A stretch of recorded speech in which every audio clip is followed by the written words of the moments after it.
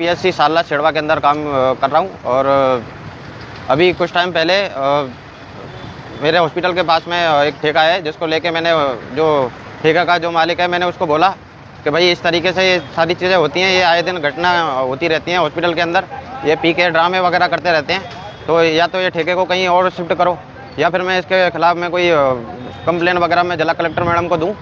तो मैंने एप्लीकेशन लिखी थी, लेकिन फॉरवर्ड मैंने नहीं की। और उसके बाद में उसने उसका सोचा कि उसने कंप्लेन कर दी है। रात को 24 तारीख को विदाई समारोह का प्रोग्राम था, डॉक्टर का पीजी में सिलेक्शन हो गया इस वजह से। तो रात को अंधेरे होने की वजह से मैं चेहरा नहीं देख पाया था। वो जो धमकी दे के गया मेरे को, उसने बोला मैडम को कि मैडम आप कब जा रहे हो, कि परसों मैं यहाँ से निकल रही हूँ, कि ठीक है, उसके बाद में हम निर्मल को ठिकाने लगा देंगे। तो उसके बाद में मैंने भी उस चीज़ को ध्यान में नहीं लिया, मुझे लगा कि मजाक कर रहा है कोई, ऐसा ही होगा। उसके बाद में छोटा मोटा गाने का थोड़ा प्रोग्राम चल रहा था, तो मैं और हमारे जो डीओ भीकाराम जी हैं, हम लोग बाहर ज़रा टहलने के लिए निकले। उसके बाद में मेरे को पीछे से किसी ने आवाज़ दी तो आवाज़ मैं परिचय समझ के मैं उधर चला गया। और मैं जैसे ही वहाँ पे पहुँचा, पहले तो मेरा हाथ पकड़ के उन्होंने अंदर खींचा ठेके के अंदर। उसके बाद में उन्होंने बदतमीजी चालू कर दी, गाली गलौज चालू कर दिया। उसके बाद में उन्होंने हाथापाई चालू की, मेरी चीखें सुन के। उसके बाद में फिर वो जो मेरे साथ में भीकाराम जी थे, वो आए दौड़ते हुए, उन्होंने हाथ वगैरह जोड़े कि भाई इनको छोड़ दो, कोई बात नहीं है। इन्होंने कोई कंप्लेन वगैरह नहीं की है, लेकिन उसके बाद में भी उन्होंने हाथापाई बरकरार ऐसी की ऐसी रखी। उसके बाद में उन्होंने सरपंच जो वहाँ के मोहनलाल जाट हैं, उनको फ़ोन किया। देन उसके बाद में वो तो आनन फानन थोड़ा टाइम लगा उनको आने में वहाँ पे, लेकिन वो भीकाराम को बोला कि तुझे भी मारेंगे, या तो तू चुपचाप बैठ जा, और आज तो इसको मार के छोड़ेंगे।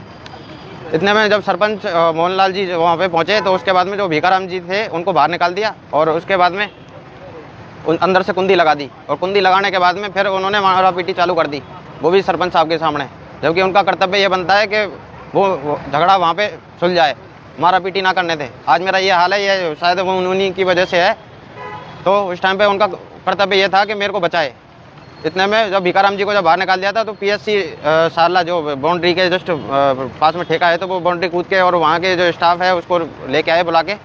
और जब उसके बाद में फिर मेरे को वहाँ से निकाला, यहाँ तक कि जो मोहनलाल जी थे, उन्होंने मेरे फ़ोन जो आ रहे थे वो फ़ोन तक छीन लिया।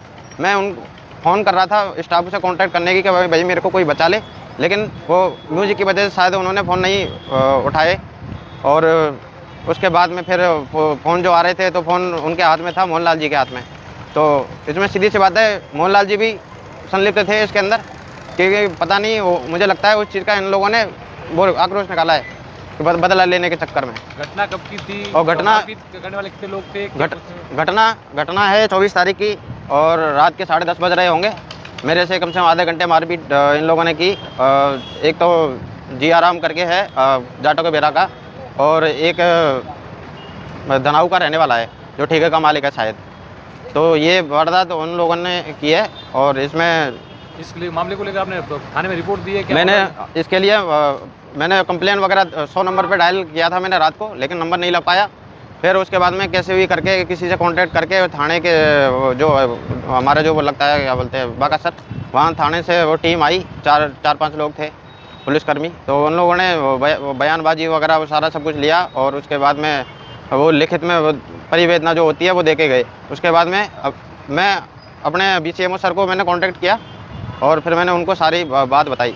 तो वो सुबह 10:30 बजे के आसपास मेरे पास पहुँचे, पूरे स्टाफ से पूछताछ करने के बाद में फिर वो मेरे को लेके गए बाकासर थाने में। वही परिवेदना और उसमें जो जिस तरीके की सच्चाई थी, वो सच्चाई उसके अंदर नहीं लिखी हुई।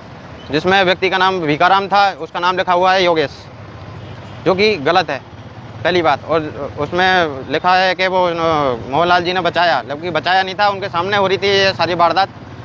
अब FIR दर्ज हो गई है क्या? अब FIR में रात को मेरे को कॉल आया कि डॉक्टर साहब के साथ में आना है। बाकासर थाने से फ़ोन आया कि बाकासर के थाने से SHO साहब हैं उनका, कि डॉक्टर साहब जो अपने BCMO साहब हैं उनके साथ में आना है।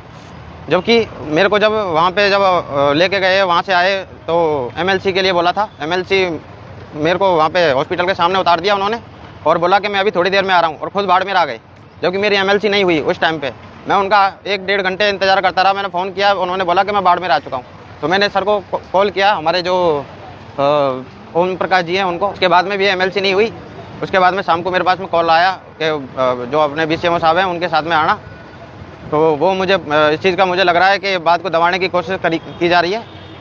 तो अब रात को मैं FIR कराने गया। FIR दर्ज जब बाद में हुई है, जब उसके बाद में मैंने कंप्लेन जो नंबर जो होता है उस पर जब मेरे मामला दर्ज हो गया ना, मामला दर्ज हुआ है। तो अब क्या चाहते हैं? मैं ये चाहता हूँ कि भाई वो उन आरोपियों को पकड़ा जाए, उनके सख्त खिलाफ कार्रवाई हो और इस चीज़ की घटना ये दोबारा से ना हो। क्योंकि वहाँ पे मैं ही नहीं, मैं अपने परिवार को छोड़ के मैं पूरे राजस्थान के जितने भी हैं मैं काम अपनी सेवाएं दे रहा हूँ, पहली बात। और वहाँ पे अगर कोई भी घटना घटित होती है तो उसमें सीधी सी बात है जिम्मेदार हम भी, किसी और के साथ में भी होगी।